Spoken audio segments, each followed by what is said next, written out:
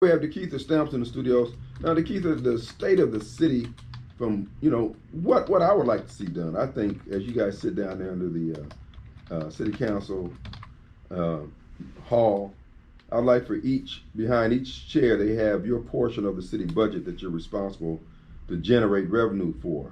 And at the end of the year, everybody be able to show, well, what did your district do to bring in the money, and which ones were just lollygagging out there, grandstanding, etc. Kind of keep everybody honest and everybody focused. I'm all for that. You give me a slice of the pie and tell me to return an investment, and I'm all for that. Yeah, because I think we get lost in the abstractions. When we overcome and when we have better education. Well, all those things are good sounding. How do you get there? Well, first off, it comes from understanding of how taxes work. It's not about raising the taxes. It's about making the property more valuable so the constituent wins, and then they'll pay more taxes because the property is valued at a higher degree. And I believe that's the piece of disconnect that we've had in a basic understanding of if you make the goal making the property more valuable, everybody wins. Well, you know what? That is probably the most salient point you'll probably make all show, and that I've ever heard a politician make. And I say that in seriousness, because at the end of the day, all you have are improvements on the land, fees and fines. That's how you make your money. There's no other way to make money other than, well, that we know of, unless you doing something illegal, and then that money's definitely ain't coming to the city coffers. But you're absolutely right. And this is one of the things when you hear me talk about steps that when people file lawsuits, for instance, against the school district or against teachers or whatever, and they cause those schools to be looked on disfavorably. The quality, if you were raised, for instance, Callaway, Kirksey, is that Kirksey over there in North Jackson? Kirksey and North Jackson Elementary. If you could raise those three schools to a level 5, all that real estate around there will go through the roof. Exactly. And raise those property values like you're talking about. Right. It's not rocket science, but you have too many people who have their own little turf. Well, I'm superintendent of public schools and you can't tell me what to do. No, I can't, but I just want you to keep in mind, the goal is to keep these property values up. You keep them up by providing quality education. Correct. It's not rocket science. Correct. You give me one feeder pattern down south, that's an A-rated feeder pattern, just an elementary, junior high, and high school. I can build all the houses you want. That's right. You give me one feeder pattern up north, and then people can figure out which way they want to navigate their children. And I'm not saying neglect the whole district, but you have to have a successful feeder pattern on both ends of the city so that people can build an economy around it. Business owners. I mean, the reason I was at the school board meeting last week was about trying to maintain a school. And we have to connect all the dots, not just look at the X's and O's. You got to look at the whole conversation about the new development, possible developments. It's not just about how many people are in the school. Right. It's about the economy around that school before you make decisions. Heck, I lost a 200 subdivision 200 house development because they took the IB program out of Sidewell. Now they're closing Sidewell. Right. So but see, that's the type of things they need to hear before they make these decisions. Because again, if the tax base is not growing, consolidating, going over here where you can buy yourself a year or two, saying we're gonna save over here, but you're losing overall. When you watch the old Andy Griffin movies, and they have something that comes up in the town, and you see everybody meet at Floyd's barbershop, the gas station owner, Andy, the mayor, and everybody, and they talk about how they're gonna. This is not rocket science. We just gotta get back to basics. Back to basics. The basic pieces of government mean that you have property, which is the most important thing you can do is decide what you're going to do with the property. And then the second thing you do is you add value to the property so you can offer services. And like me, the next thing I'm trying to do is offer fire support to Hines County. I want to build a fire station down 49 and then build a fire station down Highway 18 so that all those $1 million houses out there can have a fire station versus a volunteer fire department. That means that we can in turn, you offer a service, then we can in turn receive more revenue as a city, and now we don't have to raise the taxes. We're just extending services. And that's what I'm trying to do in the city right now, is extend services. Well, one of the things, and I say this, the mayor, the city council, the school board, they should take better advantage of the real estate brokers in the city. And it doesn't make a difference if they're black, white, or sky blue, green. But have them in on these meetings, invite them in and say, look, we need you here. We need your input. You have a grasp of the importance of real estate base, but they don't, obviously, because they think everything is about compassion and helping the poor. You help the poor by having them not need you because they're able to take care of their own. And so again, it's not rocking. What Mayor Hawkins is doing up there in Madison, I can guarantee you, she's not making those moves because Mayor Hawkins said, I want to do this. She's calling in her husband, Lee Hawkins, and all the others, and say, look, how does this sound? Well, what's the implications of doing this? This stuff is not rocket science. When McDonald's go into an area, they can tell you how many cars going up and down that street, how many families in that street. That's why when you see subdivisions being built, like down there off of McDowell Road by the old Kroger's, you got all those houses down there, but you also have that these are subsidized homes. These are good people, but the bottom line is it still has an asterisk when they start looking at the statistics and things like that. You got to get it to a point where you have what they call market rate houses. Right. People just build them because I know this is a good place to build a house. Not because the government's telling me we're going to do the bag of Skittle program. You're going to have a green one, a blue one, a crippled one, a Hispanic one, a Chinese one.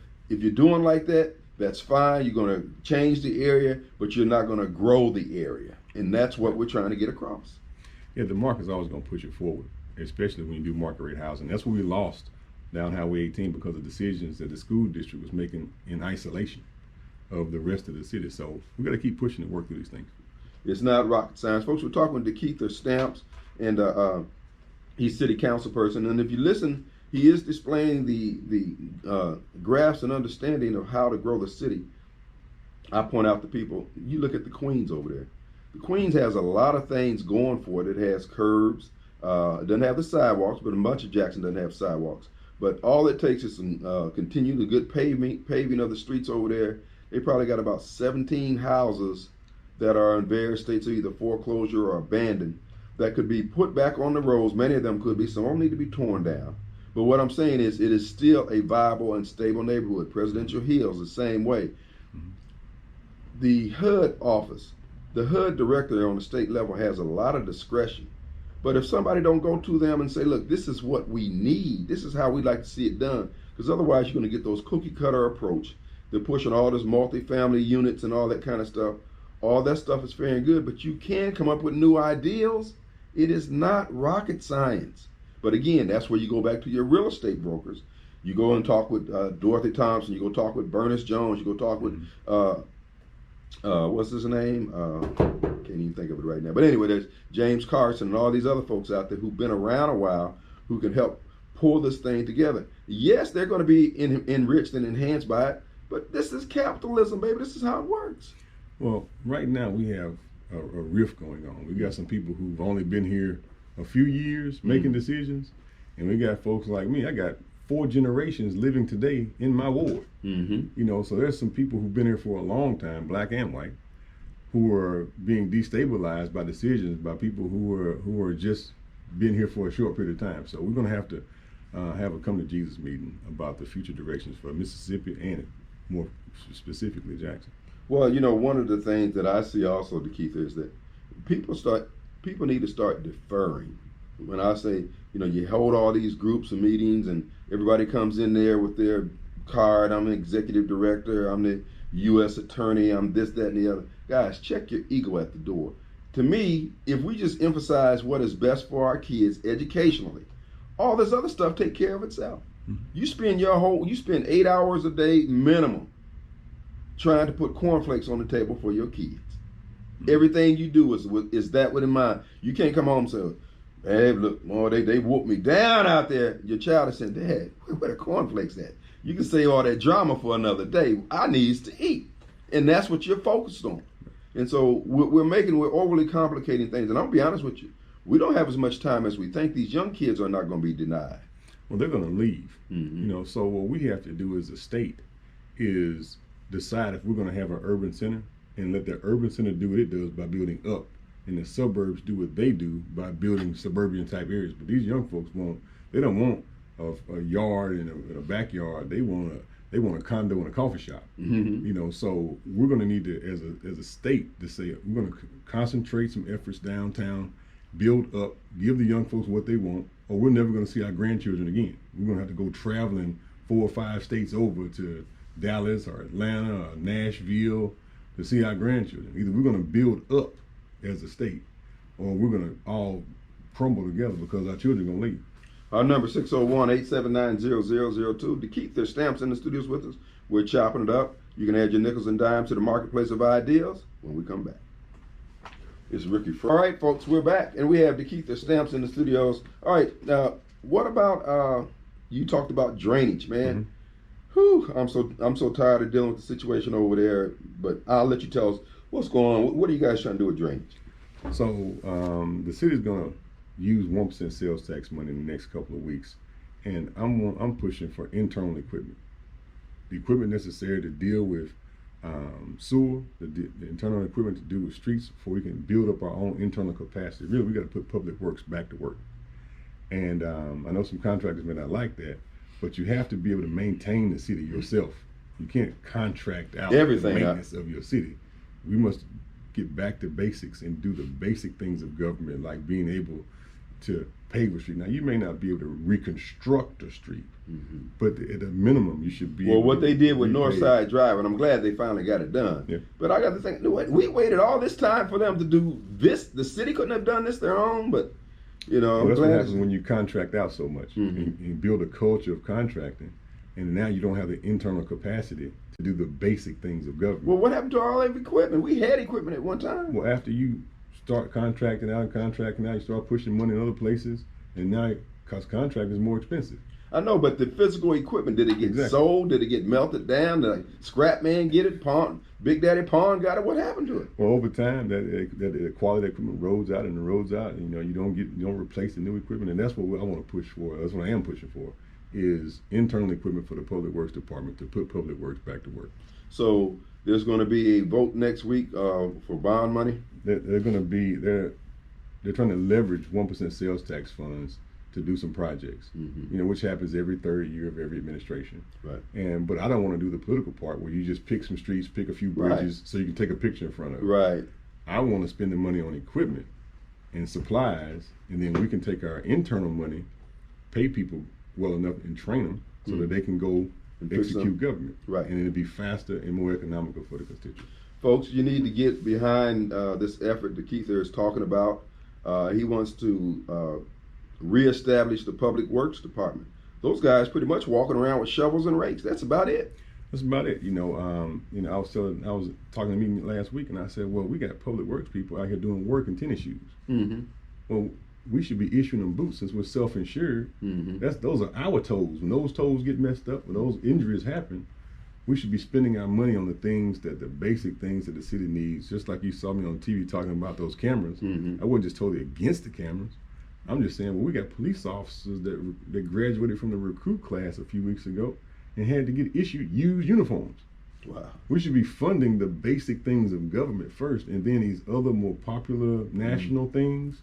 Well, if we have the money after we do the basic things, then we could do that. And if the federal government wants to do these things, well, the federal government should pay for it. Right. But the city government, out of our pocket, we shouldn't be paying for things when we don't do the basic things first. Yeah, because I was a little concerned about having however many people they were talking about sitting down there watching the cameras all day long. I don't know if I want that now. Well, my issue was the prioritization of the resources, but secondly, the privacy piece. They can put your picture in that machine, and it'll tell you everywhere you've been the last 6 months in the city of Jackson.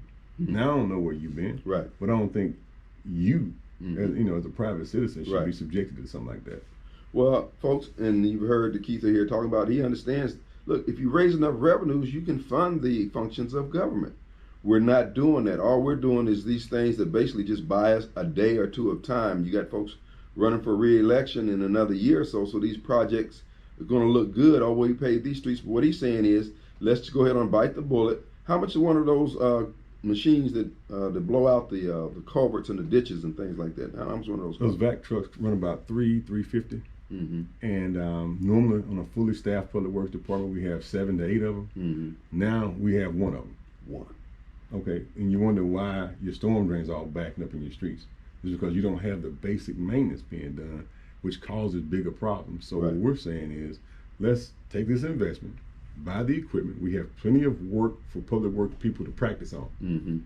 All right, let's buy the equipment, and put people back to work. Because it seems to me, when I see public works folks out there picking up paper, I'm saying, dude, I appreciate you picking up the paper.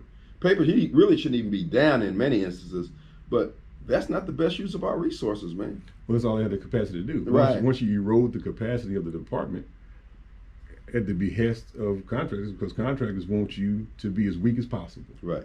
I run a lawn service. Mm-hmm. People, I got one lady, the yard I cut, she got a lawnmower and a 17-year-old son in her house, Mm-hmm. but she pays me every 2 weeks to come cut her grass. Mm-hmm. But at some point, she needs to put her son to work. Right. And that's how the city of Jackson is. We have a public works department with professionals. Mm-hmm. They just need to be equipped and trained and then held accountable to do work. Folks, it's not rocket science. See, this is what you hear me saying, and you guys dropping salt on me. All I'm saying is, dude, we're being held back. We're being held back by stupid decisions that we're making. Yeah, racism exists, and there are all these different things, but that's not what the problem is here. We are poor stewards. And those of you who get mad at me, I'm just saying, I don't care. I don't want this kind of government. I want the kind of government they have over in Clinton, the kind of government they got up there in Madison, and you're telling me I can't have it because I got to respect your turf, I got to respect your crew, I got to respect your hustle. Bruh, I'm not that guy. I'm not him. Our number 601-879-0002. And if you want to contact DeKeither, you're on the internet and everywhere, aren't you? Yeah, we got all that stuff, that social stuff. We got it all. So. Yeah. So you want to contact him and get behind this effort to get the city not to spend money on these projects, but to go ahead on and buy the equipment so the city workers can go ahead on and start paving these streets themselves. Listen, tell us about the process. Okay, how long, if we want to pave this road right out in front, let's say we're in Jackson, what is it? We got to complain to you, the council person. That's right. You got to go and petition the other council people to put it on the agenda, the public works or whatever. Well, first they got to go out and take a look at it, Mm-hmm. which takes a long time. Then they got to go back out and do the specs of it. You got to get the money together. Then you got to bid it out. Right. And then the contractors go out there and look at it and see what they can do the work for. And then they reply to the bid. Then you got to have a bid opening. And then you go to the committee with the bids and they look and see who had the best one. Right. Then they choose it. And then they take a few more weeks to come back to the city council and then we vote for it. Then we're talking 4, 5, 6 months Mm-hmm. to pave a street. But I'm trying to give the administration the power to point to a street and you go get your workers out there and go fix it. Right. I want to have a city engineer that can go out there and do the engineering piece. And I want city workers to be able to go to the asphalt place, get the asphalt, take the equipment out there, mill the street up and pave it. Not rocket science, folks. Let's go to John. Hey, John. What's going on? Good afternoon, gentlemen. Hey, buddy. Hey. Hey, good afternoon. I have a couple points I want to make. Maybe you can expound on it once I finish. Do you think the issue in Jackson is just that you're not bringing in enough revenue from taxes and things of that nature to meet the requirements to properly maintain the city or meet all of your bills? Is it just a tax issue, or is it folks mismanaging the money? Because a lot of times I hear people say, well, folks are mismanaging the money, but I really think the issue in Jackson truly is a tax-based issue, because I don't live in Jackson, but I utilize Jackson streets. I come to Jackson, spend my money. But what I would tell you is where I live, it's a tax-based issue, where you have folks that have good-paying jobs, homeowners. Your house is worth $300,000 or $400,000, so the city, the county, to get good taxes from you. Businesses are just booming out in Rankin County and Madison, but a lot of that is, like you said, it's about schools, it's about A+ schools, A school. I think for Jackson to really turn around is, again, it starts in the home, though. You're not going to build an A+ school unless you got A+ parents in that household that make education important, and you got to have parents that are going to spend time and nurture those kids, and you got to have mama and daddy at the house, and education has to be a number one priority. Point number 2, I would just like to get your opinion on, do you think the mayor has the right vision and leadership acumen to move the city forward? Because now myself, I think he's doing a pretty good job. I think he's probably one of the most progressive mayors that I've seen. I've seen a lot of progress under his leadership. So I don't want to take up as much. Well, we'll let him respond. Thank you, man. Thanks, John. Well, I appreciate that, and I appreciate those comments. And you're right. You know, the revenue is an issue, but we will get more revenue as we show ourselves better stewards of revenue that we already have and how we execute it.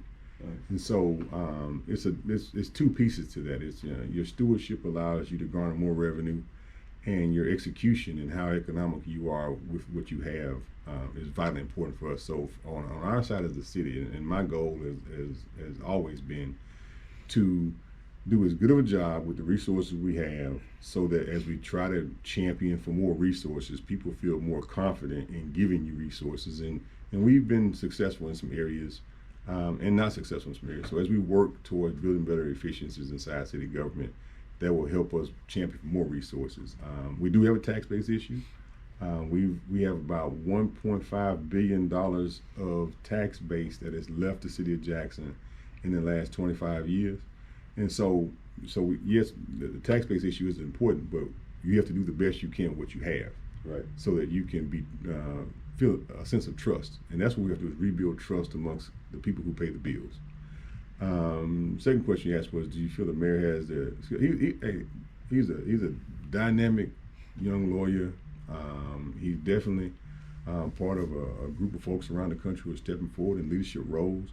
And he has the capacity to move forward. I just think that at this point, the way I was taught to do this, growing up, was when you have a 4-year term, the first year is that honeymoon type year. You're getting yourself situated. The second year, you're trying to implement some things that you're trying to do.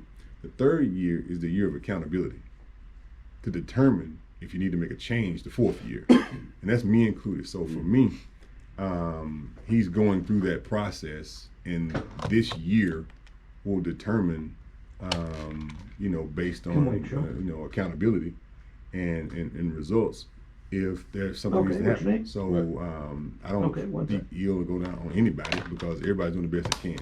Right. And I wish him the best, and I pledge to work with him the best I can. Let's take a break. Our number 601-879-0003.